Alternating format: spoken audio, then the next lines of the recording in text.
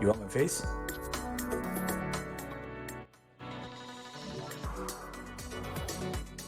Well, I mean, that's your call. I figured you wanted to. I wasn't sure.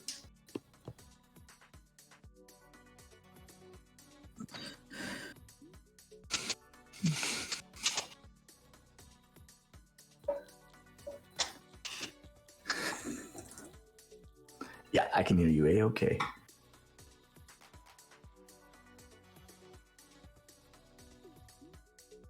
No problemo.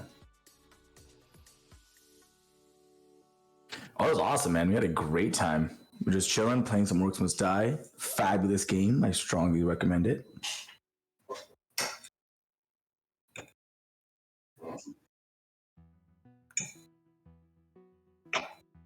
You should. Because you're done Cuphead now, right? Nice. Took you long enough.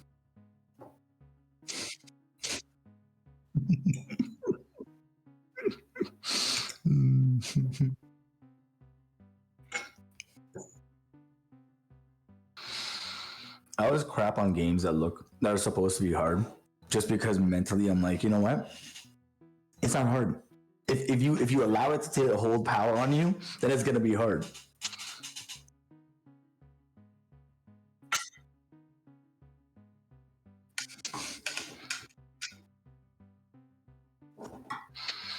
It's not an easy game.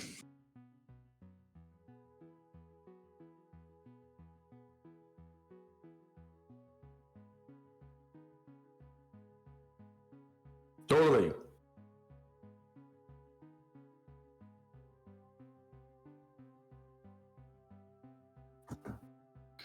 It's doable. Like it shows you that it's achievable. I like that. That's like Dark Souls. Dark Souls is the exact same thing. It just makes you angry because you can't do it.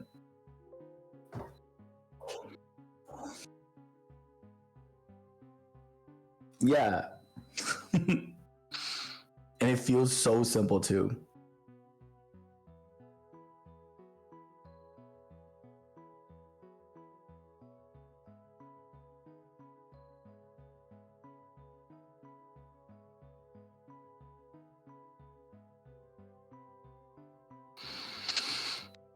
In what? Dark Souls? No, not at all. Because there's so many people that play it. They can definitely walk you through it.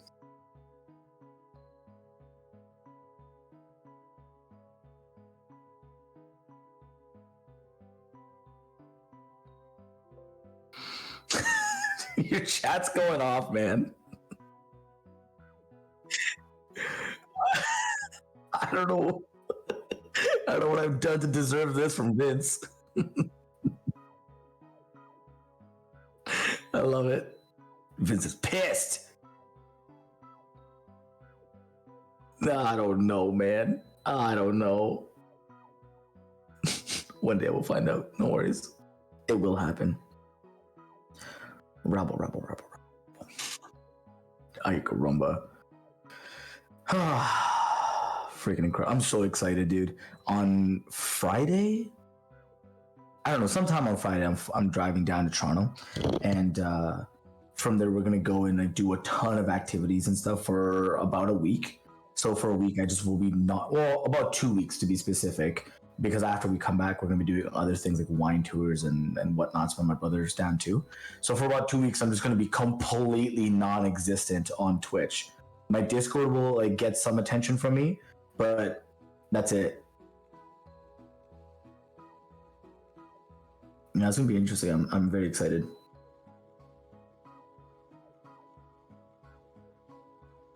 Oh, I mean, wait, are you sure? Because they can hear me right now. Yeah, they can hear me. I can hear myself on your stream.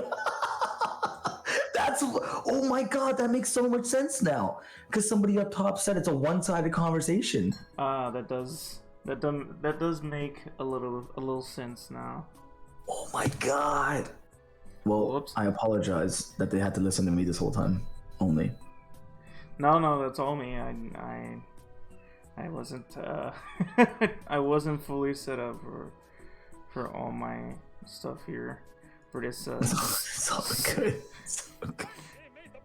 For this little experiment we're doing. Oh boy. What a train wreck. Not at all, dude. Are you kidding me? Your stream is so much more professional compared to the nonsense I pull on mine. I forget to unmute myself 90% of the time. Oh, like it's every day. It's awful. It's every day. With all of us, like it's every day. Yeah, they're very used to it at this point. They're like, you idiot. They finally get a break from my nonsense and they get to enjoy your company, which is incredible. I mean, your nonsense is always good, though. Yeah. Whatevs. Well, you know how it is. I mean, I'm just going through some stuff here that I should have done earlier before. Oh, that's all good. It's all good. But how you doing, man? Me? I'm freaking fantabulous. That's good. I'm doing awesome. How about you? Yeah, I was about... What? I was about to say, like... before I realized that they could hear you, I was about to say, like, oh, you can say whatever, All I would have said was, man, you know that freaking Vince guy? Oh, Has such a turd basket. I knew you were gonna talk. I knew it. I was gonna talk shit about Vince, and then I was gonna be like, you know that Lena girl? My god, what worst. A brutal human being. Just the worst. Who you calling a turd basket? Oh god. Do me. A Norris? I feel like you would be the sandstone equivalent of the Egyptian Empire. What? Wait, am I doing all of these people? I don't want to do all of them. No. Oh god, now I've done this to myself, haven't I? Now you fully committed to this. Oh no. Okay, all right. Son of a gun! I gotta get out of my relaxed position and actually read these names properly. That guy have fun with that. I appreciate it. Who would return an open bag of Wonder Bread to the groceries? Wow.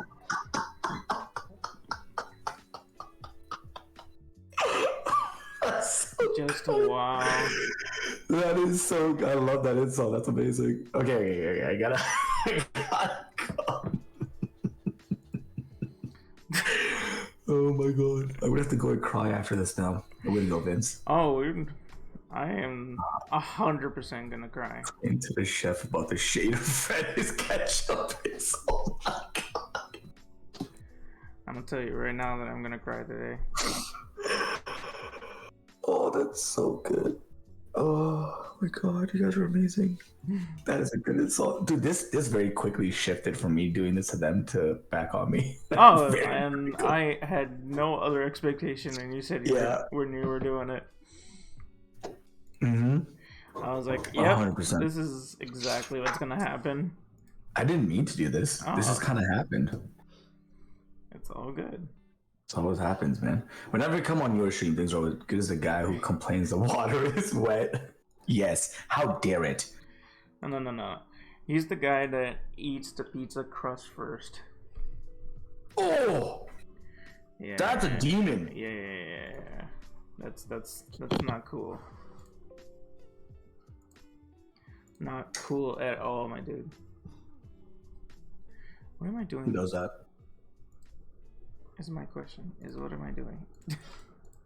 Because the type of guy who eats pizza with a fork and knife. Actually, funny enough, I do. Yeah, I was gonna say that's not even that much of a dunk. Yeah, me and I never used to. Then my wife has got like all crazy about the whole like touching stuff. She doesn't like the oily fingers and whatnot. Yeah, So I get that. I just kind of followed suit. I mean, where in Brazil, like that's the way to eat pizza. Is like that's just the Fork and way. knife. Mm-hmm. Nice. It's like considered like rude. You friends to eat. anymore? It's like considered rude if you eat with like your hands and shit.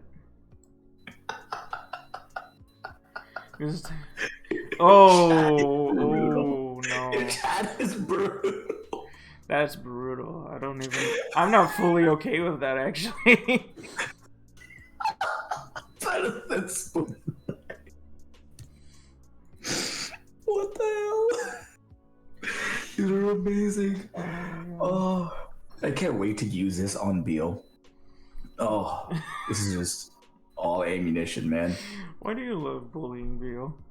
Because he starts it. Vince knows this. Vince backed me up here. Beal starts stuff, and then I always warn him. He'll come up and he'll say something, and I'll be like, listen, I want you to be aware. If you're starting this, get ready because you're about to open the floodgates, and then it's all gloves off hands. Are you sure? And he's like, let's go. And then it's just on. That's it. Then it's just back and forth. Oh my god. Okay, 1 second. One last thing.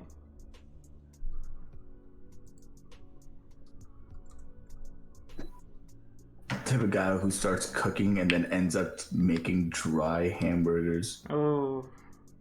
That's like most people though.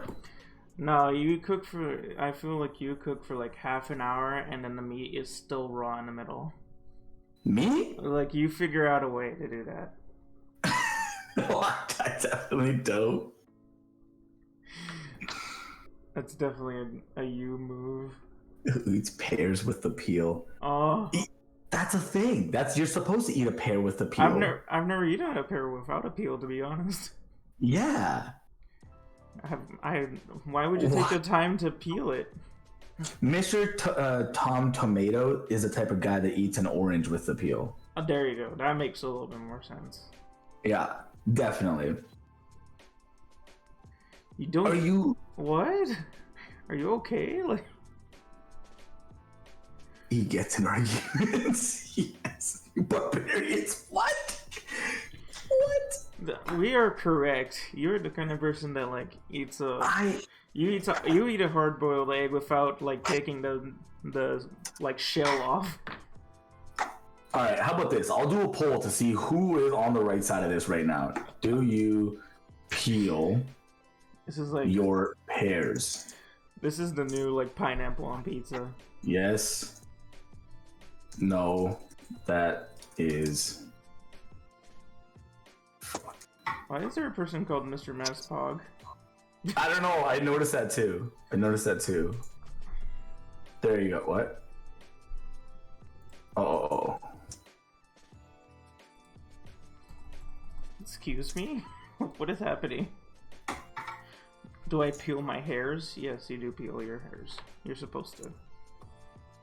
Peel your hairs? What are you talking about? How does one peel their hairs? I don't know. Why are water so wet? Huh? No, but this is the argument I have. I'm gonna go on a huge tangent before we actually start. Water is not wet. Follow me here, okay? Water is 100% not wet because you need to be submerged into water to become wet. Water is not wet. Fucking fight me on that. That makes no sense.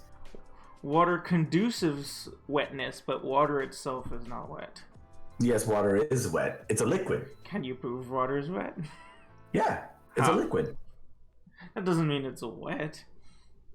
But wet describes anything that's able to leave its own residue over another surface. And liquids all have that trait, whether it's molasses and it's super slow or fast running like water. I love how you started Dude, it's like putting a ball sack in your mouth. That's not I feel like have you not eaten a pear at all ever? No, he's talking about kiwis now. Do you eat the peel from a kiwi? No, you don't eat a peel from a kiwi. That's filth. It's actually quite good. You're actually supposed to eat it with the peel. Don't do this to me. That's a lie. You're lying. I'm serious. No, you don't do this. 100%. Oh no. We need to have a conversation, Mask. It's good. It's supposed to be eaten like that. I'm sad. That's awful. This is the moment where we. This is the moment where we just end the session, then never talk to each other again. That's it. We were brought up different, and this is what it's brought us to. Done. My God.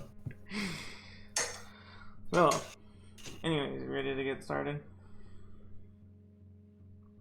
I know we're having a good time just chatting shit. Good is the type of guy who shakes the hand of the waiter. He gave 10% tip to. Oof. You be stingy with those tips?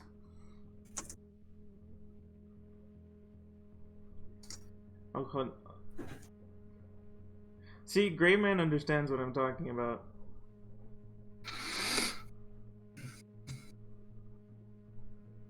You still there? Hello? Yep. I don't know. Oh, do you eat the peel? Yeah. No, I was there. It's just I was eating something, so I didn't want the sounds to come across. Yeah. All right. I don't know. I don't agree with the water nonsense. It's okay. So today is gonna be a little bit different. I already turned off all the sounds and everything because we're gonna be talking. You're gonna be talking some serious shit today. So. What are we talking about, Mask? We're gonna be talking about growing up different. We're gonna share. I'm gonna share my experiences and hopefully hear some stuff from your side as well about just being different people and being like growing up in places where you felt different from the ones around you, and how that like affected you and how that made you like who you are and like the experiences of growing up differently, basically. And me and you, I feel like share a lot of commonality in that we are like very common in that fact that we have like kind of the same story where we grew up very like, you know, we grew up a foreigner in a different country and, you know, necessarily getting like bullied and all that fun stuff. So I feel like you're the person that I want to talk to about that. Oh, 100%. Totally. So this is, first of all, I'm Mr. Masks. This is Masks Off, the first episode of this beautiful podcast where we get a little bit real. So if you don't want to get real, then that's okay. And with me is my good friend, GuudVibin. Please introduce yourself, GuudVibin. Hello! Lots of you guys already know me. I am GuudVibin. That's it. Extreme. I don't know what else to say. I mean, I guess that's enough. What else am I supposed to say? Oh my god. Yes, I'm Canadian. There you go. I guess that's the other important piece of information. I'm Canadian. Yes. So let's start talking about that. How are you fully Canadian? Like, were you born in Canada or like, is that? Yeah. Mm-hmm. Yeah. So my situation is it's not unique by any means, but like I was born in Canada, and then immediately parents, I think within a few weeks or a month, we flew to India, and then I lived there for 10 years and came back when I was would that be 10 years old, basically 10 years old, in grade 4ish, and lived here since then. And yeah, man, I would say I'm Canadian more than anything else, because I've assimilated the culture here more than I have Indian culture. Like the food and stuff is different because that's just household stuff. But yeah, man, I would say I'm mainly Canadian on personality and everything. And do you feel like, so you moved to India for 10 years and stuff like that. So now that you're older, do you like appreciate that time, or do you kind of distance yourself? You're like, oh, it's cool, but like that's not who I like really like identify as. Like, oh, you know, I've identified as a Canadian. Like, I think it's cool that I have an Indian heritage, but I don't really like fully like, oh, I don't do the cultural stuff. I don't follow tradition and that kind of stuff. Do you think that you've separated yourself from that side of your life? I wouldn't say separated. I've naturally transitioned over to okay. So basically, a lot of the stuff that I do, my behaviors, the way I speak, the way I interact with people, come from the fact that when I came from India, before I even say that, I loved my time in India. It was a freaking blast. I loved the family there. I loved the time. I got to learn so much, travel so much. I've been up the Himalayas like 4 times. Oh my like, god, dude, it was such a good time. I loved it, and I would never give it up for anything. When I came to Canada, officially, when we came to Canada, the thing that shifted in my mental understanding of life was that I no longer was just in normal or the same as everybody else. right? That's what really shifted, and that's when was the first time I realized, hey, I'm darker, or I speak different, or I smell different, or all of these other things. And so from there, I unconsciously at the time put all of my like Indian cultural things and everything off to the side so that I could fit in better, and worked so damn hard on any accent that I had, to the point where I actually forgot how to speak 4 of the languages that I knew before I came to Canada. And so that's wild. Yeah, dude, I could speak 3. No, I could speak 3 or 4. The fourth one was like a little iffy, and I understand 5. And then I came here, I forgot all of them, including my own primary, which is Punjabi. Punjabi, right? Yeah, forgot how to speak that mainly. And then my grandmother's like, "This ain't gonna be. I'm not talking to you unless you speak to me in Punjabi." So that was kind of how that worked out. And so I look back at my time in India as that's the roots, right? That's where I come from. So absolutely appreciate and love every minute of it. It's a lot different. First of all, before I go into this tangent, your grandma's a badass and a baller for doing that to you.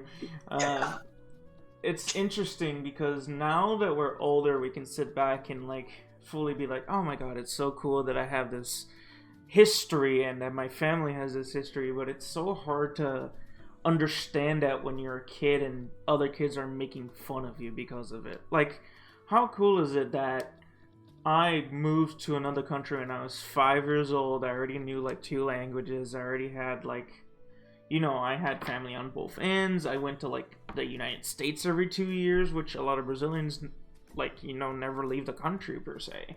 Brazil is not an extremely rich country, so like I was one of the lucky few where like every other year I'd come to the United States and all that fun stuff. How extremely cool is that? And when I was a kid, people were making fun of that, and as a kid, you don't understand how cool it is to be diverse and it is to have that history. And now as an adult, we can look back and like, what is wrong with people? Like, Totally. 100%. And it's just the maturity, right? Because when you're children, you're very egocentric, and that's normal.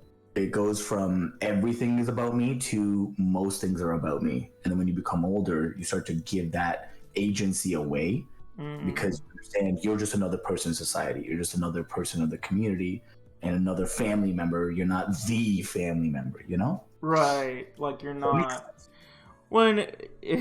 I definitely say that I suffered a lot from that because I was an only child.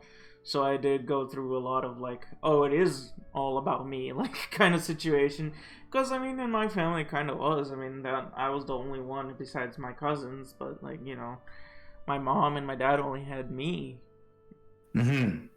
So I think I did struggle with a lot of like, oh, why this should be about me, but it's not. Yeah, and like it's funny being a teacher. You can immediately pick out the kids that are only children and the ones that have siblings immediately, like in the first day. It's crazy. It's very different personalities, 100%. And I think it like pervades until adulthood too, because I mean the fact that I do what I do and I am so into theater and so into like being legitimately the spot of attention, the center of everything. I mean, of course that comes from me being an only child and being like, please pay attention to me. Yeah, oh, 100%. And there's nothing wrong with that as long as it's done in very moderated moderation. Yes. You know what I mean? Like controlled amounts, small bits. Healthfully, for sure. Yeah, definitely. And you touched on the fact that you're a teacher. I do want to ask, do you think that now that kids have an access to like the internet and YouTube and all that fun stuff, do you think that they look at, like, for example, international students on a better light than back in our day where they didn't exactly know, like, oh, like this person is from India, like I don't know anything about India. Yeah. Do you think now is a little bit different because now they do have that access? It is significantly better. The thing is it's better than it was when I was a kid, and that's because at that time, that generation of children were dealing with even more what we call traditional parents or traditional families, right? And now the children going into the school systems today are of the kids of my generation, the people that grew up with me. So like they've adapted and grown more with the world than they did in the past, which is a good thing. That's healthy. But the availability of the internet has created a whole different level of an issue, right? It's I don't know, but yeah, it's definitely made the understanding of diversity more prevalent and easier to access for teachers to teach it and kids just to understand it. Yeah, for sure. And I think that also the good thing about, like, of course there's merits to say that, there's a limit to how much you need to, like, fix things and, cancel culture and all that fun stuff. But the good thing about people going after stuff and justice and all that stuff is that nowadays bullying is well known and well, like, talked about and, like, taken care of. Where when we were kids, I mean, it was just boys being boys, or it's just like kids being kids. Nobody really called it bullying in my time. I didn't even know I was being bullied until somebody told me what that word meant. Oh yeah, totally. I get that 100%. So I think that like the age of the internet has definitely like made it easier for the kids, but also harder because now they have a whole different area where they can be bullied. Yeah, true. Now cyberbullying is a thing, and that's a thing that we never had to deal with, really. Yeah, it definitely is not something that is like, how do I put it? It's when we grew up, the playground was the main source of interaction that we had. Yeah, for sure. Now when you look at the youth, their primary source of interaction is via internet. So in our time, if somebody came to us and was like, oh, this kid's picking on you, well then just go play on the other side of the field and just leave them alone. Like Right. that made sense a little bit, but it still didn't make any sense because the other kid could just follow you, and go to where you are. It's the same issue where the people that used to be our adults telling us, well, logically just leave, go somewhere else. We are now the logical adults looking at kids being like, well, then just don't go on that site. Just don't reply. It doesn't make any sense, right? So we're on the flip side of that window having the conversation at a kid, except it's a new medium that they're having to deal with this nonsense. And we're the ones that are like, logically, just don't reply. Or just ignore it. Right. Yeah, and it doesn't work that way. No. Because, I mean, that's their whole world now is like, never before this. Again, the problem is like each generation has a thing that they're dealing with that, bless you, each generation has a thing that they're dealing with where they have each generation has a thing that they're dealing with that the older generation necessarily didn't know about or wasn't talked about when they were kids. Like, generation before ours was taught that being homosexual is wrong all their lives. So how the fuck would they know that teaching is wrong? And now that we didn't grow up with the fact that, oh, social media is everything in the school life, we think, oh, that's stupid. You can just turn it off. You can just not be a part of Twitter. You can just like ignore it. But that's because we didn't grow up with that. Exactly. And that's exactly accurate. And that's part of that is the education. Like, funny enough, like, we don't look at children and be like, well, just don't go there, because we get it to some degree. It's the ones that are a bit older that haven't quite grasped what the internet is and what it has the power to do. And there's nothing wrong with that. It's just it takes a little of initiative for them to go out of their way to learn these things. Because the older you get, the less access you have to learning these things. And also the less patience you have, because like even at 25, I look at some of the new stuff and like TikTok, for example. I'm like, do I really have to learn another social media? Like, I already like took like a week learning Twitch. I took another week learning Twitter. Like, I don't want to. I feel like as an adult, you're so stressed out with like work and paying rent and all that fun stuff that you don't. I feel it, when I used to be a kid, I used to think to my parents, like, what the fuck, like, do you not know how to mess with a phone? And now I fully get it. Yeah, exactly. Totally, right? It's the same thing. My thing has always been with that like idea of having to now adopt a new I don't know, whatever you want to call it, a fad, a craze, a social media app, or whatever it is, as a, do I have to, or do I, like, is this a, like, do I want to, or do I need to? Right? Phones, you need to. Like, it makes me so mad when, I'll give you a perfect example. Whenever I'm not in my classroom, I have to hire a substitute to come in and teach. And the newer ways to teach is a lot of technology integration. So kids are interacting with like iPads or are interacting with touch screens and things like that, right? It's a very self-directed learning. So when I get a substitute in and then I get a message in the middle of the day of like, I have no idea how to use this technology. Oh my God. It's like, dude, come on. This is not how the world functions anymore. You have to be up to date with the things you need to know, right? Like the basic level of things. Things like TikTok, dude, I'll be honest with you. I have never installed TikTok. I've never posted a TikTok because I don't get it. I posted like 3 and I was like, nah, it ain't for me, chief. And like, a lot of it isn't even that whether it is or isn't. It's just like you said, time.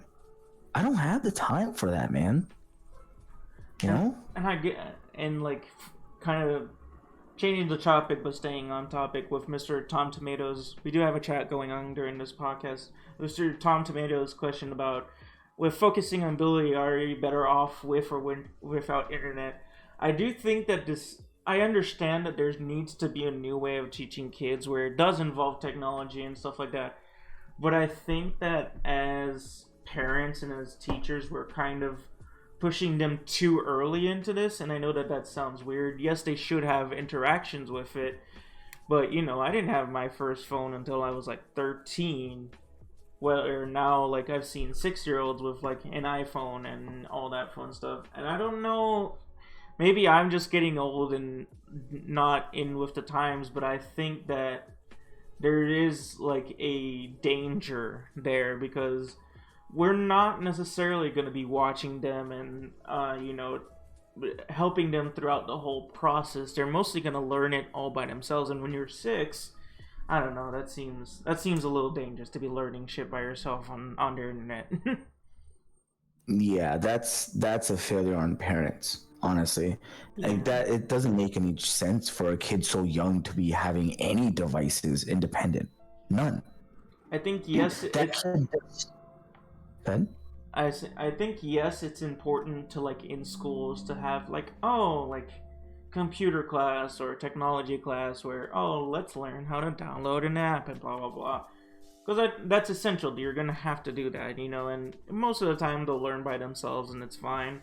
And also, like, what to do and what not to do on the internet, like to avoid cyberbullying and to learn how to separate your social life from your internet social life. Yeah. Because that seems to be the most current problem with bullying and cancel culture, and growing up different now is just having a different opinion. How scary is that? With us, I mean, you had to try really hard to grow up different. You have to really work hard at it, you're right. And now, and be born that way. Yeah, and be born that way, pretty much. But now, I mean, you just have one different opinion, and that could be the end of your entire school life. True. And that, as unfortunate as it is, that is just the way life is. And you just kind of have to, like, again, that's one of those things where you just don't have the luxury, right? Like, you have to take the good with the bad. And the good part of it is that you teach resilience. You teach, healthy use of the internet. And that's about all you can do. And at the end of the day, it comes down to how much time are your parents at home going to allow you to spend on this? Are they going to say, here's a phone, go make TikToks until you're blue at the face in your backyard and dance your heart out? Or are they going to say, you know what? No, go get a book, go read. You get an hour of screen time, whatever you want to choose outside of like movie time or whatever with family. That's it, you know? And that's how it had to be. That's how it has to be. And I'll give you a perfect example. I know parents children that I've taught who they give their kids 1 hour of screen time a day, and the rest of it is either reading books or outside farming or playing. I was going to say, and the kids farming. Yeah, because I teach in a rural area, right? Okay. So like a lot of the children that I teach, they have farms and stuff.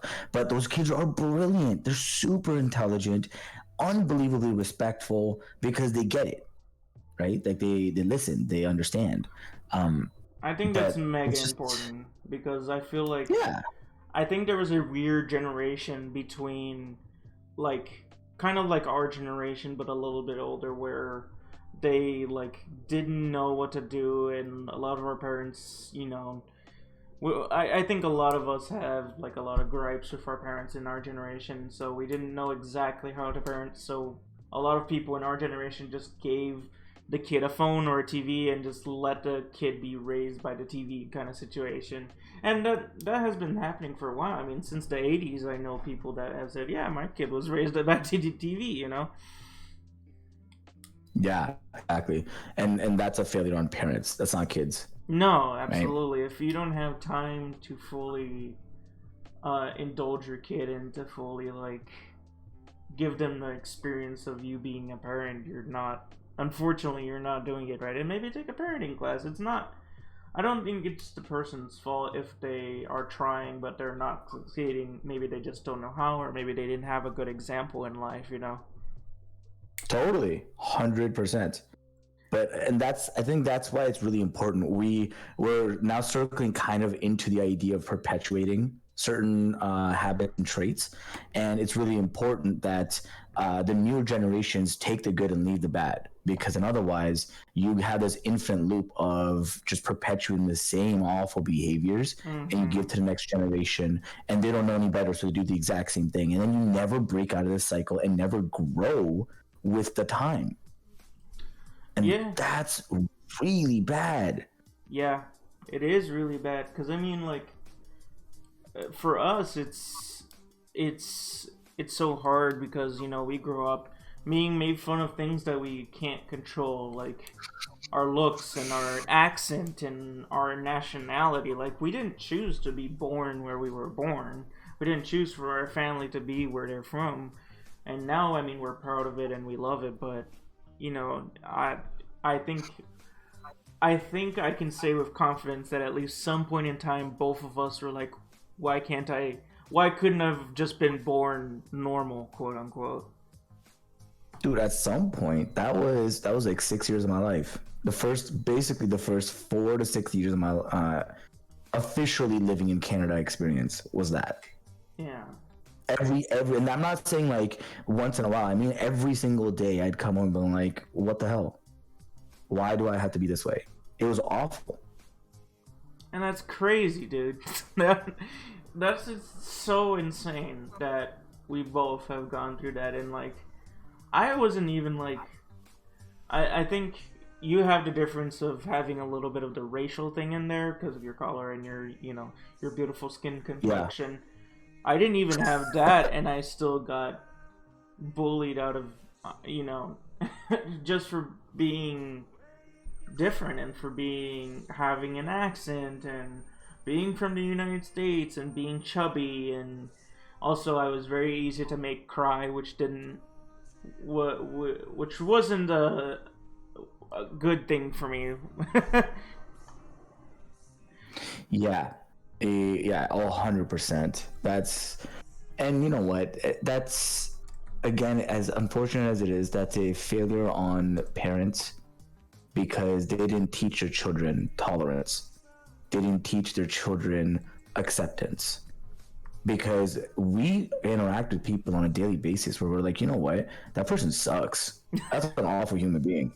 You know, like I more times than I can count, I'll interact with people either if I'm grocery shopping or teaching or whatever. It doesn't really matter.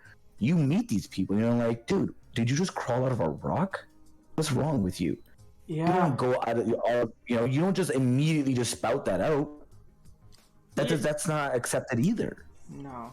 And I mean, has anything really changed really since we've grown up? Because I still hear shit about being different and about being from a different country. I mean, now I've grown to the point where I'm just like, fuck you. But like the first 3 months of me living in the States, I was 19, I believe, and somebody fully told me to go back to Mexico. Somebody fully looked at me and told me to go back to Mexico. Just for speaking a different language, I was minding my own business. I was just riding the bus. And yeah, that's complete dog crap. I don't think that, unfortunately, I don't think that anything has changed, really. I think that it's gotten better, sure, but adults still bully other adults. We just don't call it bullying because we're adults. Well, yeah, exactly. And now it's like you gotta have a thicker skin and all that stuff. It's like, well, no, it's still the same thing, still inappropriate, regardless. And funny enough, if you ever look at parents that have children, they'll do it through their children to the other parents because what's the quickest way to get to somebody else, like to get a reaction out of somebody else who has a child? It's to piss off their child. Oh yeah, for sure. Right? And so like humans are crafty. That's all I gotta say.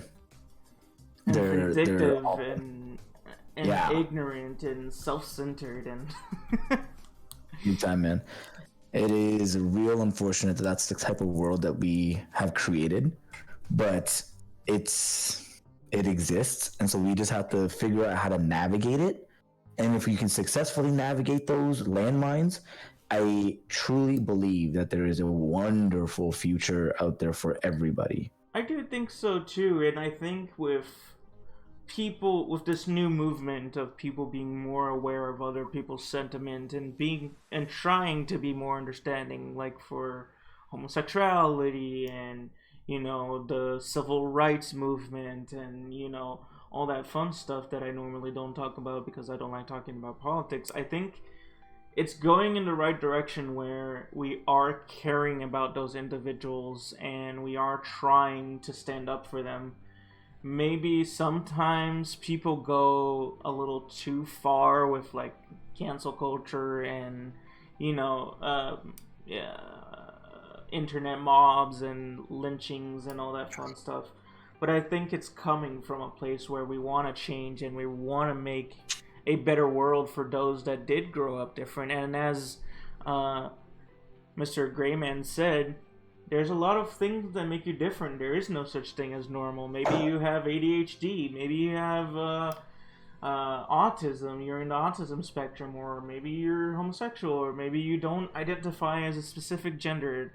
there's tons of shit that make you different. I mean, I was considered different for watching anime. Like, I was also bullied for my likes and interests. And why is that different? There's a whole community of people that watch anime, and the entirety of Japan watches anime, basically. So, like, 100%. And it comes down to individuality, right? We as humans, we love the idea of a comfortable environment that you know what to expect all the time. That is so satisfying because comfort is inherently meaning you're stagnant. It is static, right? So if something is static, you know what's going to happen next because it's the same thing that's been happening.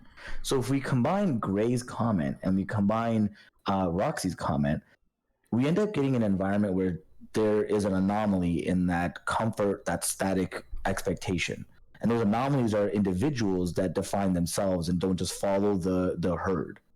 And it's important for those individuals to stay themselves. It's important because then they will unintentionally and unconsciously promote and advertise how exciting it is to be yourself. It might not seem it that way. It definitely will suck for a while, but other people, younger people, will see and be like, wow, okay, I don't have to do A, B, C. I can go and do X, Y, Z and still have a good time. absolutely. You know?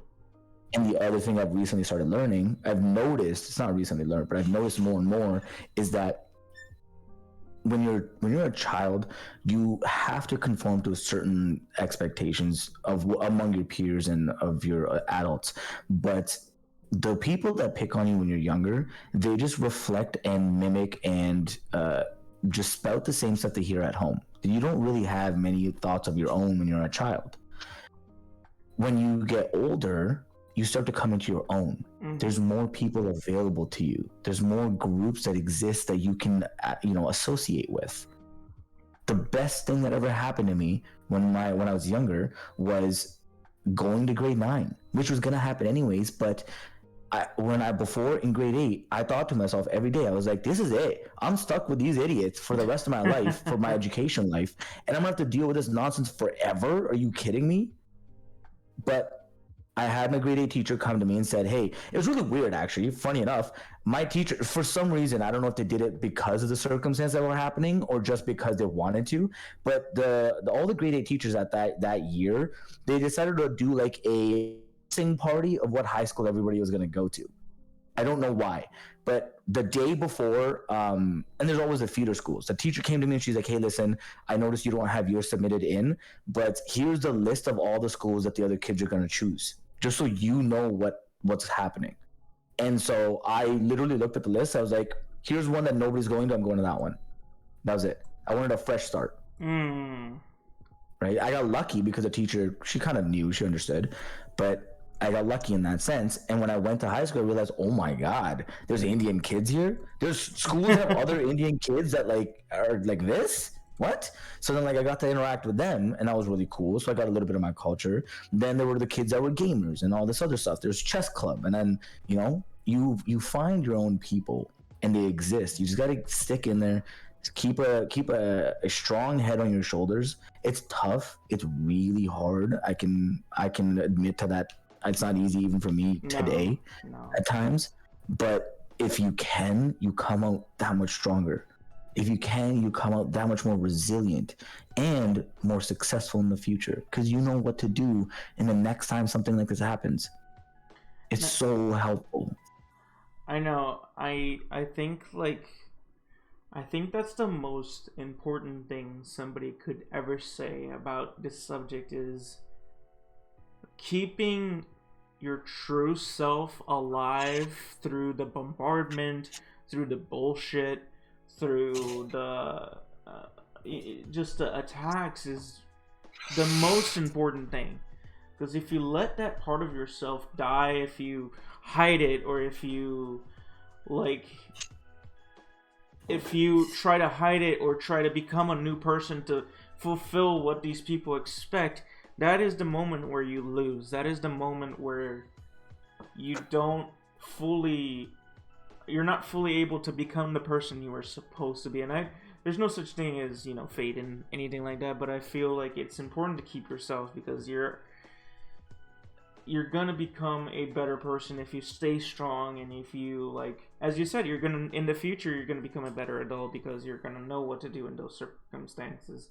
So if anybody is going through it, please stay strong and be yourself. You are beautiful the way you are, and I don't think these people are either scared or like going through some shit at home, or maybe they're finding out stuff about themselves that they didn't know. You know, I had a kid that bullied me almost my whole life, and that was because he was figuring out that he was a homosexual. And at the time where we were growing up, that's a scary realization, and even to this day it's a scary realization sometimes, depending on where you live, because it's not accepted. Yep. Or you're going to be made fun of, or you know, maybe your parents are going to shun you. Yeah, exactly.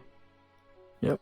And it's hard to be that, and I understand it, but you also can't towards that emotion towards someone else, because that person does not deserve that. You know what I mean?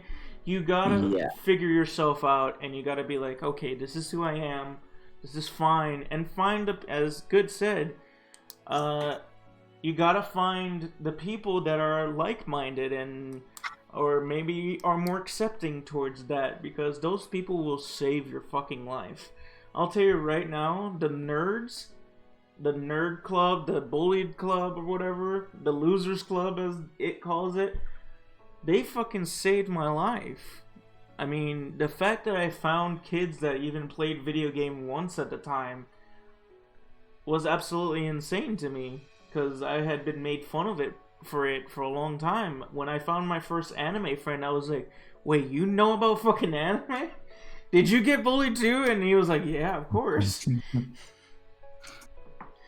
And yeah, it's hard, but you gotta fight hard if you want to eventually get to the place where you're comfortable saying, I am from another country, I am a gamer, I am a otaku, or, you know, if you're homosexual, I am homosexual, and be proud of it, and be a part of your personality.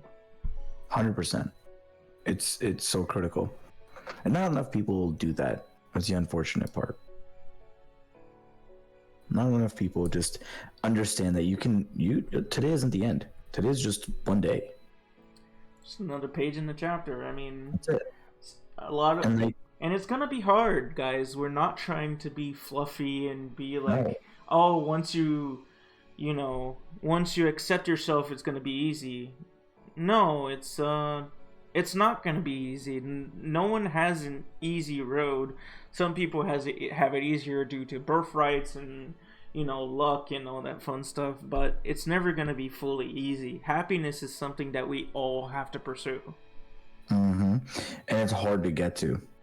It's very, very difficult to get to, because the ideal there's no true definition for happiness. There's no true definition for whatever, happiness. Just there's no way for one person to say this is what it means to be happy, because it's different for everybody. Drastically. And it all depends on the type of experiences that you grew up with. If you grew up in a family that was very wealthy, your happiness is having an unlimitless amounts of wealth. You grew up in a family that was poor, your happiness is just having a home, a healthy family, and whatever else, right? It's different for every single person. I am a type of person that, I'm not a very spiritual person, but I believe in destiny. Like things happen because they're meant to happen. And I wouldn't change a single minute of my entire life. I would never trade it for any other experience, ever. I would, if I had to repeat it, I would still sit through all the nonsense in my grade school experience. I would still sit through all of it. I echo that sentiment so hard, because when I was a kid, I would cry so much, asking, you know, God or whoever was listening to change who I was, or to change their mind. And now I look back and I'm like, fuck that. my experience makes me who I am. And I like who I am now. I like being Mr. Masks. I like being, you know, ultimately, like, we grew up to be the people we are because of our experiences. Yes, I struggled a lot and I still struggle a lot. I'm not going to fully say I've overcome the fact that I was bullied. I'm not going to say that. I mean, I struggle with deep depression and self-doubt, and I think, of course, there is a part of it that comes from never having like a quiet day at school. That was my happiness, as Send Me Noob said. Mhm. Happiness is made of moments. Sometimes, to me, the happiest moments in school was the moments that nobody was talking to me. You know, and that's so sad for me to say because I'm such an outgoing person and I always love talking to people. But at school, you know, I felt like whenever somebody's talking to me, I was like, shit, what is about to happen to me? Like, I was never able to relax and just talk to people because I always felt like, oh, they're trying to get me, or they're trying to pull a prank or whatever. Like, for the first time somebody told me like that the girl I liked wanted to hook up with me, I wussed out because I thought they were trying to prank me. And then years later I found out that yeah, she did want to. And it's just one of those things that your mind is stronger than the actual reality. The things you perceive may not be there, but to you it's real, you know? Yeah, you miss out on a lot of life. That's definitely true. Like because of my grade school life, the 4 years of just constant issues. When I got to high school, I never went out. I went to 2 parties my entire 4 years of high school, from grade 9 to grade 12, and they were both on the very last day of grade 12. And it was because grade 9, I didn't want to know anybody. I just wanted to get through my education and be gone, become a human of my own, go, you know, do whatever I wanted, become a part of society and never have to worry about people. But then I realized, you know what, there are people that are like-minded and that exist to help you get through certain things, so you make friendships. And I did. They helped. I hung out with them, and you know what I mean, you pass the time with these people. The thing that I never understood at that time was that life has a funny way of always making you readjust.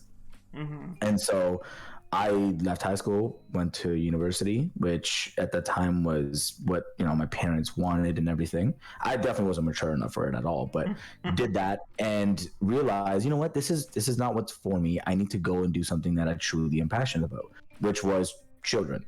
I am very passionate about educating children, right? And so going to do something that at that point then now will be allowed to define you as who you are. Because up until that point, I was just another entity that existed, that was born. I wasn't anybody special, right? Or anybody unique. I didn't have a thing that I could say, you know what, I am this. This is my identity. At that time, I was just a person. I was a friend. I was a son. I was a brother. I didn't have any, you know, a girlfriend at the time or anything until like halfway through my university years. But you have to find an identity and hold to it, and it'll change. Hold tight, because that shit's gonna change a lot. And yeah, exactly, and it will change 100%. Like this whole COVID experience, it took my teaching identity away for a while, and then I basically was wandering around figuring out, who am I now?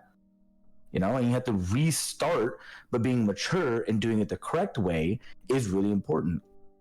And I know a lot of the friends that I used to have from my youth went the inappropriate direction and started getting into drugs and smoking and into this and that. And then now they're way worse for it.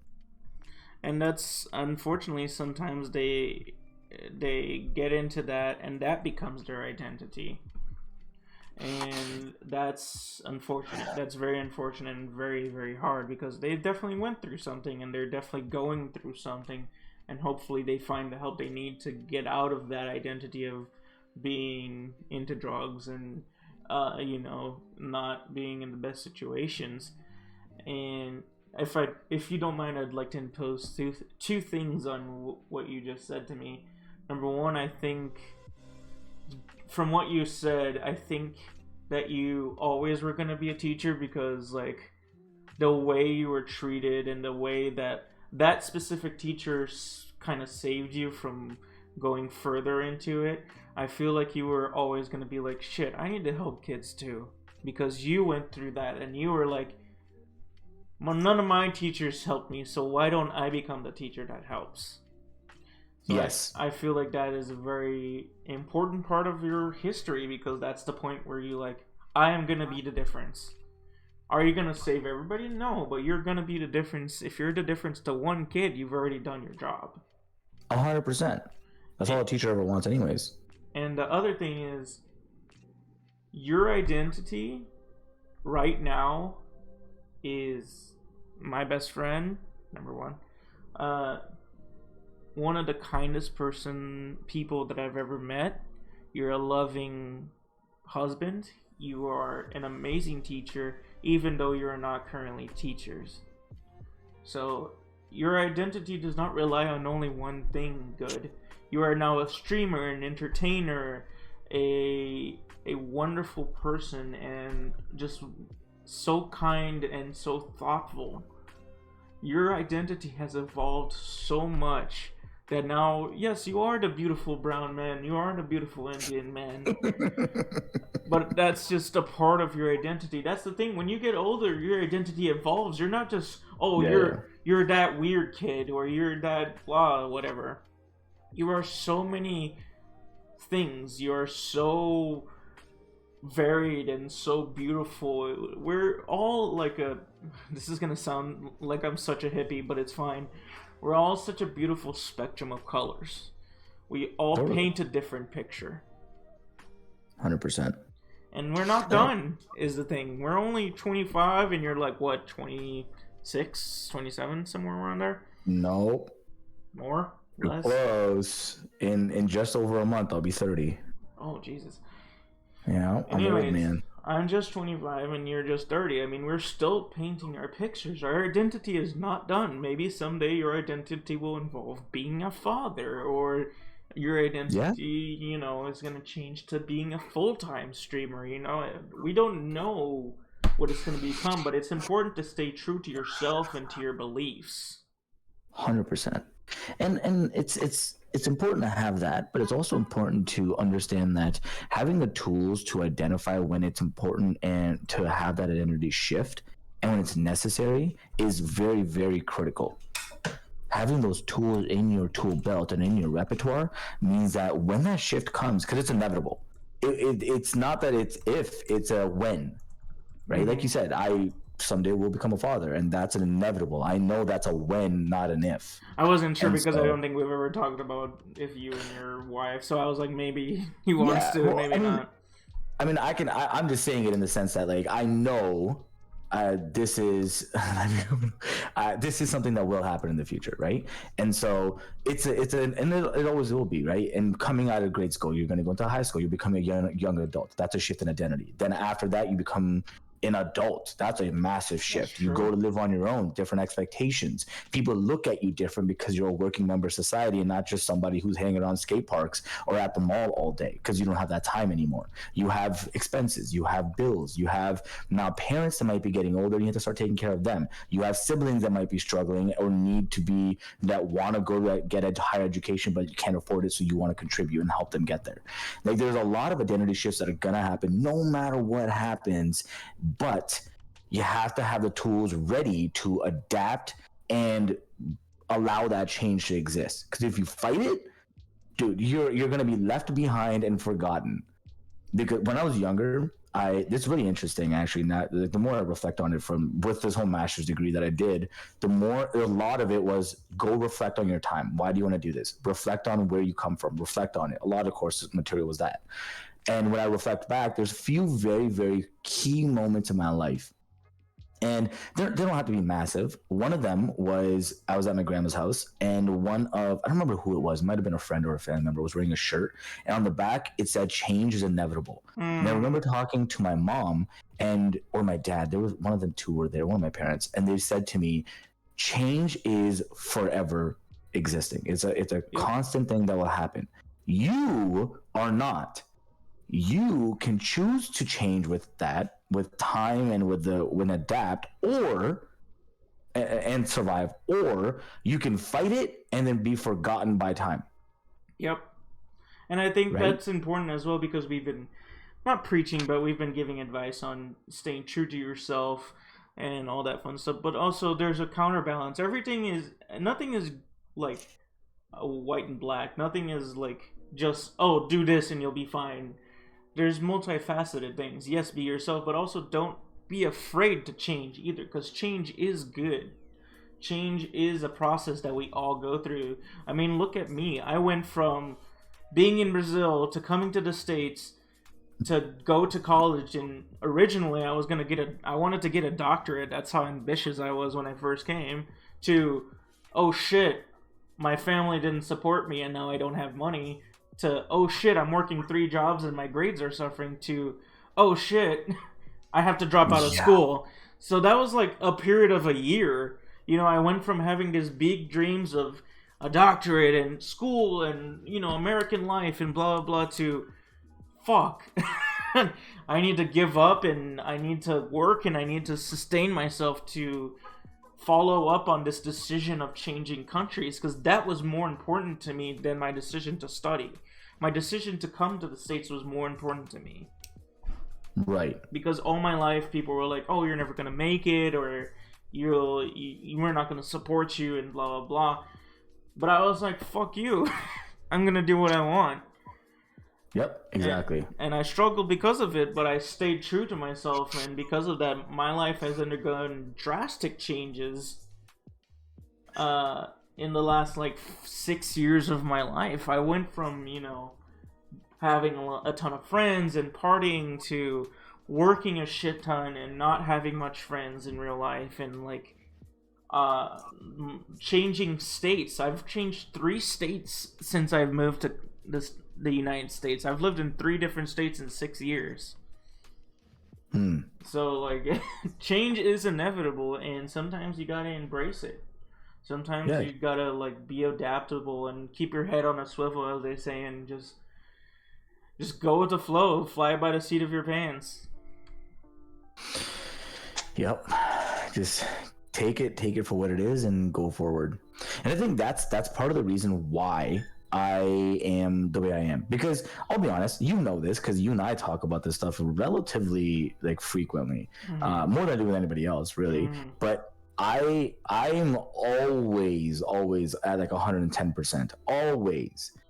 But anytime I'm not at 110%, I'm at like 10%. I don't have an in between. I'm either always at cloud 9 and riding the wave really hard, or I'm non-existent, because I'm so, like, I don't even know what the word is, but I'm so elevated all the time, you know? So for me, it's really important to know how to exist and still function as a human and as an adult when I'm at 10%. Yeah. So and I wouldn't it's funny enough, I wouldn't have those tools if I didn't go through the crap that I did, because that's when, like, you start getting your own mental health really gets in your own way. It starts to say, like, man, really, what are you doing with your life? What's going on? Why are you doing this? Do you even need to? Like, these people don't know you. Blah, blah, blah, blah, blah. And then, like, that's when you have to use the tools that you've built from your youth and from your adulthood and your experiences to be like, no, time out. Let's take a moment here to relax, all right? Yeah. I know what I am. Okay, just chill out. Yeah. This will pass. It's gonna be like a week or a few days like this, and then la-di-da, I'll be back to being myself. And I mean, you're talking to the person that struggles hard with mental health, like, and unfortunately, it is part of my identity. It doesn't define me, but it is part of my identity. There's no way that I could look at it and say, no, it's not part of my identity, because it is. I mean, I suffer a lot from depression and from other mental illnesses that I won't get into right now. But so there is times that I, like, shut down completely. Like, I shut down for a whole month where I couldn't force myself to be Mr. Mask. I couldn't force myself to stream or to be on other people's stream and support, because I just had this mental block, and I'm still going through it. I haven't like fully recovered, but I agree. It's like a lot of it helps when I remember the days where I didn't have my own. It wasn't just myself being mean to myself. It was other people being mean to me. And now I just have me to fight against, so it's a little bit easier. Do you know what I mean? Oh, 1,000%. Because like now I don't have guys telling me that I'm gonna use a bad word right now, so forgive me, but this is just quoting like people with my past. They used to call me the F word for gay people. They used to call me fat and ugly and nerd and all that fun stuff. And I didn't really help myself either, because even back then I wanted to stay true to myself. I wanted to be the theater kid. I wanted to sing. I wanted to dance. I wanted to like be different and be who I was, even though I was getting shit for it. And battling that has definitely helped me now, because now I only have to battle myself. You know what's crazy? From everything you just said, if you had to put somebody in a room that you would say knew you the best, and somebody was to ask them what was a pivotal moment that Masks became who his trajectory, the personality, the drive, or like that, if you were to put that person in a room, do you think they'd be able to identify that particular pivotal moment in your life? Or do you think you even have a particular pivotal moment? Hold on. Let me think about it. Okay, while you think about it. I think it's not just one moment. I think it's a set of moments where I continually decided to go double down on the things that I was bullied for. I continually was like, no, this is who I am. I'm gonna do it. Whatever you say, I don't care. I think that's the part. When I first joined theater, for example, I was already being made fun of for being a little bit feminine. Most of my friends were girls, and a lot of rumors spread and all that fun stuff that I even to this day that still happens to me. When I was a flight attendant, there was a rumor going around of flight attendants that were sexually pleasing captains, and I was on that list of people. That's ridiculous. So it's like they did not call me trans, because that was not a problem at my time, unfortunately, or fortunately, I don't know, but they did not call me that. But they did call me gay and all that, the bad types of words for that, and it was hard, man. I mean, I think that the pivotal moment in my life was when I decided to use this sadness and use this experience to help others. Where I was like, okay, I've gone through this, so maybe I can help someone that is going through the same thing. Yeah. Do you ask that because you have a moment where you think that happened? Yeah, I think I would define it this way, and I think others would too, like the ones that at least know. And it only came up because you talked about theater and stuff. Did you ever, I don't know what were you in the US in like high schoolish, like grade 10, grade 11? No, I was still in Brazil. I moved to the States when I was going to college. Okay, then I want to know this. Maybe in Brazil they did the same thing or something, or maybe it was unique for the teacher I had. But for history class in grade 10, the teacher I had, she decided to get some professional Charleston dancers to come in and do I think it was 3 classes worth of just like dancing. And up until then, I never danced. I refused to be on a dance floor because I was so self-conscious, right? I was like, no, I can't do it. I don't want to do it, blah, blah, blah, blah. And so this one, she was like, no, you have to do it. Like, this is part of your grade. You're dancing. I don't care what you do. And so would partner you up with people and you'd have to dance. I loved it so much that I told my parents, I was like, I want to be in a dance class. So they, after school activity or like studio things, they put me in a year dance thing. So I learned contemporary, ballroom, ballet, hip hop, like a bunch of different styles of dancing. And I wasn't, admittedly, I'm pretty god awful at 99% of them. But I ended up having such a good time with it that the talent show in grade 11, so the following school year, the talent show for that one, I decided, have you ever seen the Evolution of Dance? Yes. Yeah. You know that compilation of like the dance moves and everything? Yeah. So I did that in front of the whole school. Oh my god. And we're talking about a kid who was so like just closed off from everybody else that I was like, I want to do this because I think this would be so fun. Because my mentality switched from being everybody's going to judge me to, you know what? This would be hilarious and this would be a ton of fun and I would have a lot of fun with it. I didn't care about other people. I think now that you're saying that, I can think of definitely a moment where kind of that kind of situation happened. It's two specific moments that came to mind when you were kind of saying that specific scenario.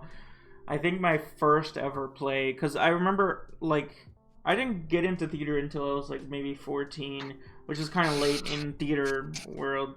I saw my cousin doing theater and doing plays, and I was like, oh, that's pretty cool. He's, like, singing, and people are loving it, and they're clapping. That seems fun, you know?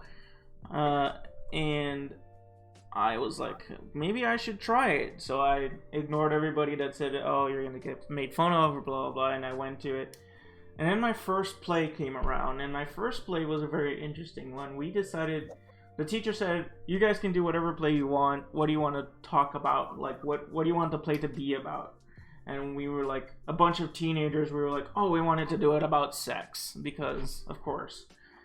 And this motherfucker chose like one of the most depressing, like really like gritty plays ever about sex, which is called Spring's Awakening. There's actually a musical of it. And in the play, there is a character that fully masturbates himself and says an erotic text. And guess who played that part? At 14 years old, I got my first solo scene.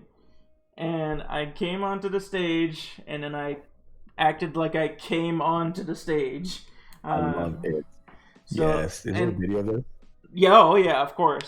It's in Portuguese. Oh yeah, of course. Yes. I mean, I don't show my dick or whatever, but, you know, it's just like an erotic text and blah, blah.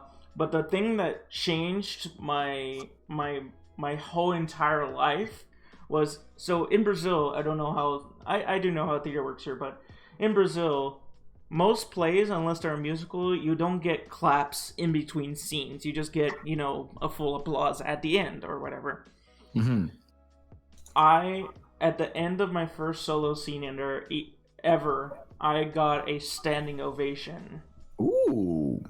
For, you know, like, doing that, and there was a bunch of like teenagers and they were laughing, and I'm sure I was the butt of some jokes, but the moment that I finished, quote unquote, oh my god, hey, come on, you know, it is what it is. The moment hanging fruit. The moment I finished, and everybody clapped and roared, and and it was the only scene that had that, and I was like, oh my god. Like, that is the most amazing feeling I've ever felt in my life. And I remember talking to my theater troupe afterwards, and the guy that the scene after mine, this is how bad that play is. The scene after mine was a rape scene. Oh my god. And the guy was like, I couldn't get serious and get dramatic because I was laughing so hard that you were getting applause for masturbating. And I was like, hell yeah. Hell yeah. So, and also, the second time I was thinking about was when I got into high school, I went into a different school like you did. But mine was more because I was failing out of the other one. So I kind of had to change schools, or else I was going to be held back a billion times.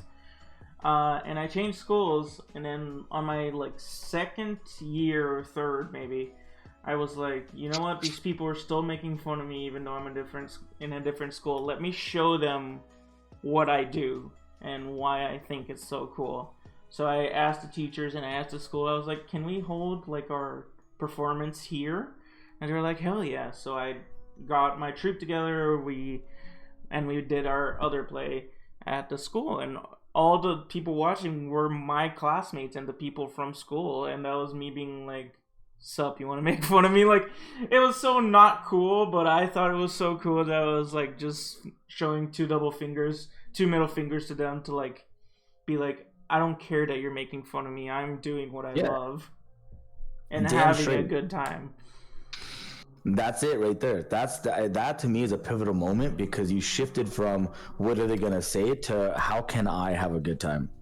Yes. That's so important. If people can figure out that moment, then they can always resort back to it, right? And like, even my parents, prior to that, I was a very like closed off, quiet kid that didn't really do too much. I laughed at home and kind of did that stuff, but never really broke out of my shell, you know?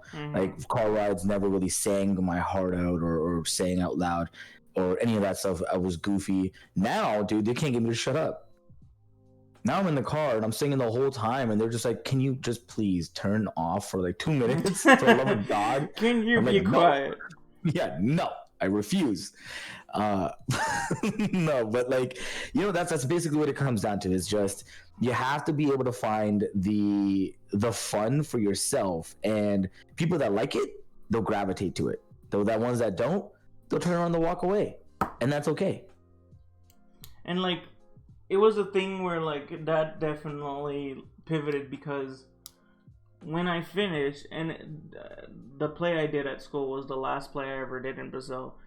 That wasn't the last running of it, but it was the last like performance. It wasn't. I don't know how to explain it. I don't know the word. It wasn't the last performance, but it was the last story that I was doing. You know what I mean? Right. And we finished it, and I remember the next days at school, the guys that usually made fun of me were still making fun of me and quoting the play and being like, like kind of that kind of stuff. Of course, you know, of course, because I knew that was gonna happen. That was, I knew it. I didn't think they were gonna be like, oh, that's so cool and blah blah blah. But then I was like, I didn't care anymore. I was like, you know what? My real friends thought it was fun. I got people to laugh, and I had a good time, and I love my theater people, and we were a family back then, and we went on to perform in our municipal theater, which was a big deal in our town, because we had a small town, but we had a big theater in the town that like a lot of famous plays came to do, and we got the chance to perform there for 2 days. Yeah, that's awesome. And that was like world shattering to me. It might not seem like a big deal to anybody else, like, oh, it's just a small town municipal theater. But to me, that was like, oh, that's the theater that you go when you have a good story. That's the theater that you go when you have something good. Heck yeah. So, like, that's huge. Yeah, it was super huge for me, man. I cried a lot. I cried a lot of happiness after the last day of performing there. And, you know, everything went right. Well, the first day, not really, but the second day, everything went right, and it was fun, and everybody was having a good time. So it was amazing. It was, and I got to go like into like a real like green room, and like those big fancy mirrors that you see in movies with all the like light bulbs around them to do makeup and stuff like that. And I was so excited, dude. And I know that, I mean, I don't help myself with people thinking that, you know, oh, is he gay or whatever. But I was just so excited, and I was like 17 or 18, you know, I was just so happy. That's so cool. Yeah, I've never been on, I've only ever been on one real stage, and that was for that dance studio thing that I ended up doing. We did the Thriller, and that was it. Yeah. It was a good time. I totally get the appeal for it, 100%. And kudos for the people that can do it, because that's something that I couldn't. There's no way that I would be able to do that consistently. Yeah, it's just, for me, and I know this is tanging hard from the original subject, but theater is a way to express your real self without being your real self. You know what I mean? Like, Yeah. I mean that's the whole origin of Mr. Mass. That is like it comes from me being a theater kid. It comes from me finally finding a venue where I could express myself while separating myself from the real person, from the real like from me, distancing myself from me. That's how I am till this day. Mr. Masks is me distancing myself from me so I can fully express myself. Okay, I can get that. And I've always said Mr. Masks is the most honest version of me because I don't have to worry about what people think about me. I don't have to like my name is gonna be sullied if I do something wrong. Mr. Mass is just a character, but it's the most honest version of my character. I don't know if that makes sense to anybody else but me, but that's fine. You use it as a medium to truly be present. Yes. So yeah, that's dope. And it comes, yeah, I mean, it's helped me a lot. And theater is definitely, as Mr. Noob said earlier in the conversation, he found music and dance and that saved him. Theater absolutely saved me. Music saved me. Pop culture saved me. A lot of things helped me become the person I am by like giving me a venue to find friends that were like-minded, because Right. if I didn't have those, I don't know what would have happened to me. Yeah. And that's important to be able to like find that outlet and that identity, right? It's important. And like that's why it's really important for also the people around you to understand that every person needs a vice, and there's a lot of bad ones that people can choose, a lot. Mm-hmm. But the one, if it's not truly like self-destructive, let that exist. It serves a purpose. It allows the person to escape to a different space in their head and become who they want to become, and identify who they are. If you get in the way of that process, you're doing more harm than you're doing good. Yeah. Whew. What? I don't know. It's just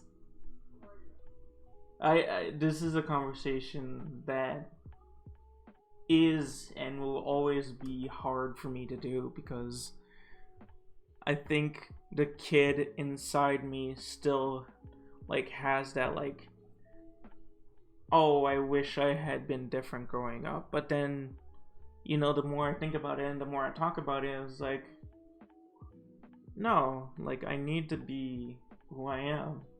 Like I need to be this person, because if not, all that pain and suffering and fighting would have been for nothing.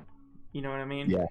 And it's hard looking back because, I was bullied a lot from first grade to pretty much the last year of high school. And I never understood why. I never got the explanation. Teachers didn't care, the principal didn't care. And it was very hard for me the first time to look back and be like, okay, this is why maybe these people were in pain as well, and they were just deflecting, or maybe they were just straight up assholes. I'll never fully know. And I think that it's hard to look back as an adult and be grown up and mature enough to know that if that's the story I have to be the person I am, then so be it. It's hard to be that level of mature. Yeah. Yeah, well, I mean, it comes with time, whether you do it now or you do it 20 years from now. It's the idea of it happened, I survived it, I've grown from it, and now where do I want the future to go? Yeah, right? And I don't want to like seem like I'm not sure. I know who I am, and I do believe that what I went through is for a reason, and that it made me who I am, and I'm legitimately thankful. And as you said earlier, I would 100% go through it again if it Yeah. means I become the person that I have became. Totally. That part is important, is to just get that, right? It's really important. Yeah. And I don't know. That stuff never really like bothers me overall. Mm-hmm. Because I know I've always been of the belief that, you know what, something happened in the past. You know what, I have a really bad habit of compartmentalizing, but then never readdressing it ever. And so I'll just store it away, I'll brick it up, and then I'll never readdress it. And years down the line, or at some point, some other trigger will bring that out, and it'll be a 2 times worse reaction than if I had just dealt with the first thing anyways. But that's always been my coping mechanism. Just put it away, deal with it at a different point, and if you don't ever have to deal with it, great. Everybody wins. Yeah. So like, it's, yeah, exactly. It's just like those strategies and as bad as that one is, the ones you need to have to just like, or whatever works for that person to get you to the end of the day. But I've always been a believer that yesterday was yesterday. You have to try and aim forward with using your past as a good foundation to build a house or to build your future. But you can't keep looking at the foundation when the entire building's already built and be like, damn, there's a crack in the foundation. I wish I'd done this. Because then you'll never enjoy the house that you built on top of it. Right? If you live in the past too much, you'll never be able to appreciate what you've accomplished in the future, in the present, and actually go somewhere with that. And that's way more powerful than what's happened in the past. That's true. I do like somewhat agree, because I do feel like it's important to fight for the future. There's no reason to like cry over spilled milk, as they say. There's no reason to be like, oh, woe is me, why did this happen? But I do think it's important for people like me and for people like us in general. I think it is important to talk about it, to be like, look, this is what happened, this is what I went through, because a lot of people don't get that chance to talk through it, to get closure. You're never going to get full closure, but at least if you sit down with someone, like I'm doing with GuudVibin, or I'm going to go to therapy later, if you don't do that and actually grow through what you went now that you're older, you're never gonna overcome it. You're never gonna grow past it. So I think it is important for you to at least talk about it and get a chance of learning what it meant and what it means for your future that you went through this. Because you did go through it, so there's no reason for you to like, you know, forget it or delete it from your memory. That's not healthy. No. You gotta make it a part of your story, and you gotta understand why it's important. If a book from beginning to end is just up, up, up, up, and up, that's not a good story. That's not a good narrative. It has to have downs, and it has to have climaxes and betrayals and all that fun stuff for it to be an actual good book. So your book that your life is writing is only interesting if you keep those stories in it, if that makes any sense. Totally. That analogy works better than the house analogy, but yeah, 100%. Like, same thing, right? That foundation is going to exist. If that foundation is not strong enough and you haven't come to terms with it, it's going to be a weak foundation. Everything that you've built on top of it is going to always be uncertain. It could topple over any day.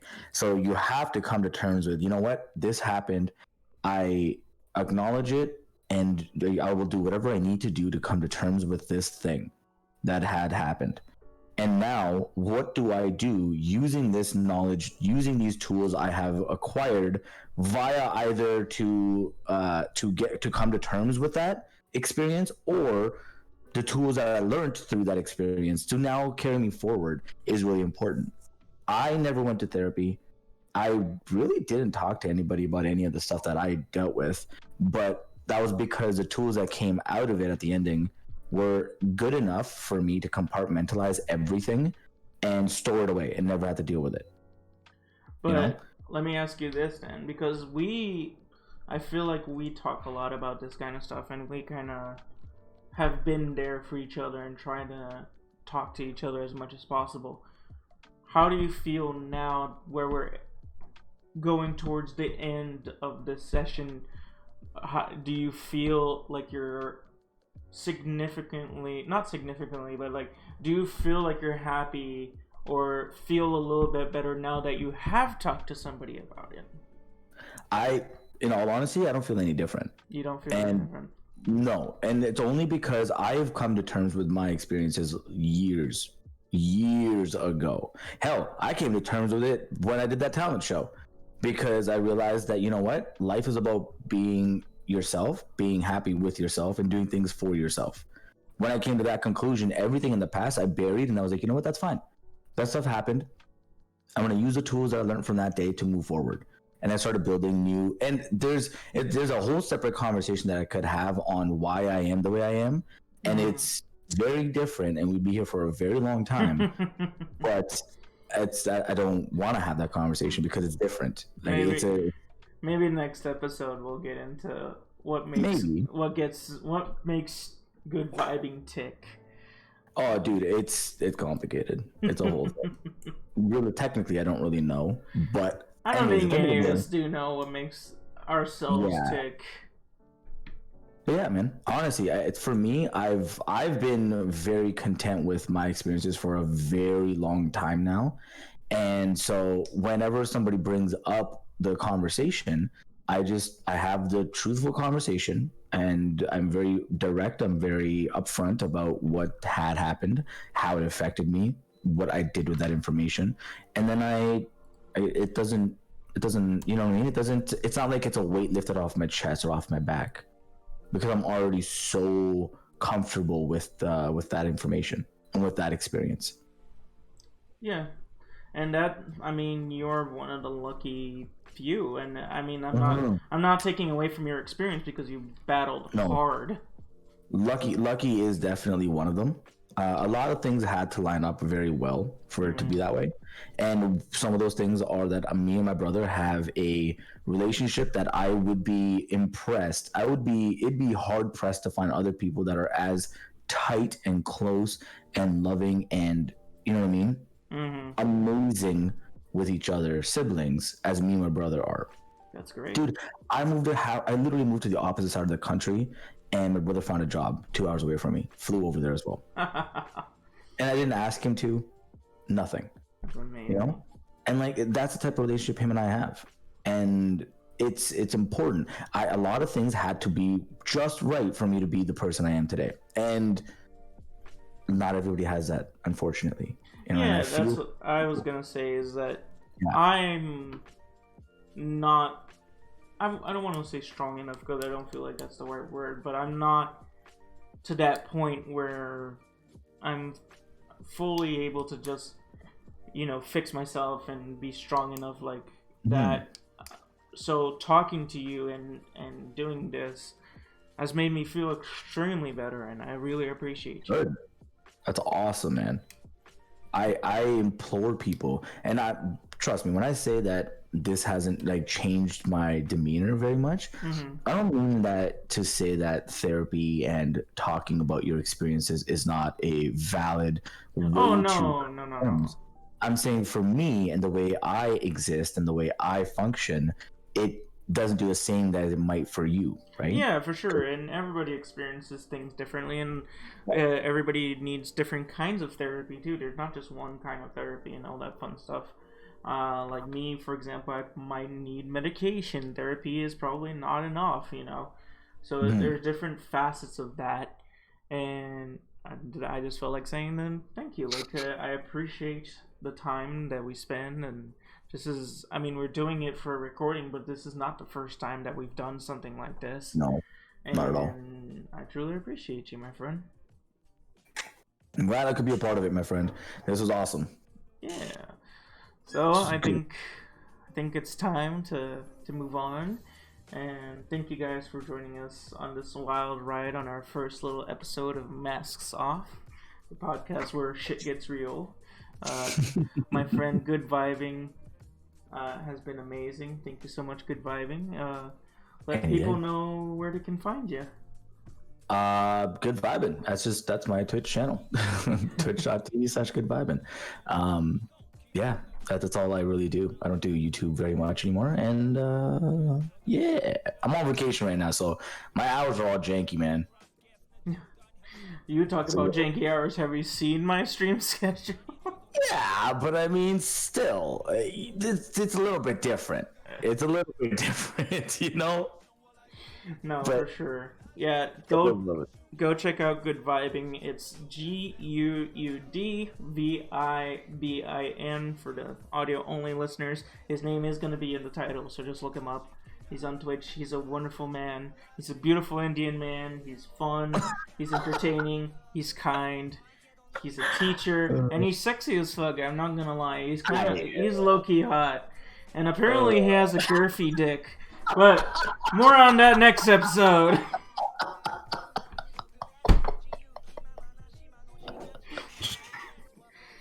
Inside jokes for the win. What the fuck? Why? I'll see you guys next time. I'll let the stream go on for a little bit and say goodbye to GuudVibin on this call. But thank you guys for coming.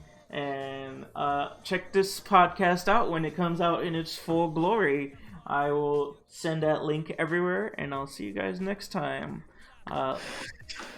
Say goodbye, GuudVibin. Oh, Rado, don't just end it. No, I'm not ending it right now. Just say goodbye. I'm gonna mute ourselves. Actually mute us this time. And all right.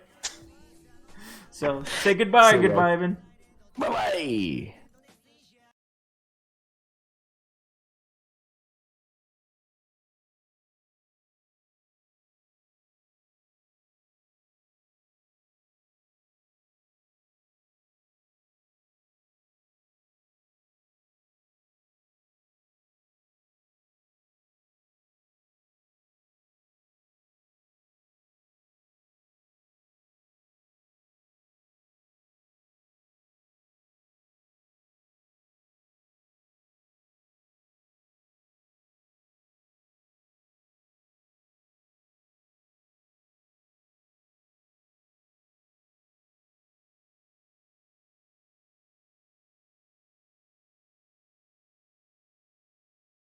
Alright guys, we're raiding out to Beaver Dam. Stay in here. Let's do this. Oh god, I didn't mute my phone for that. Ah shit. Why is this name so complicated? Okay.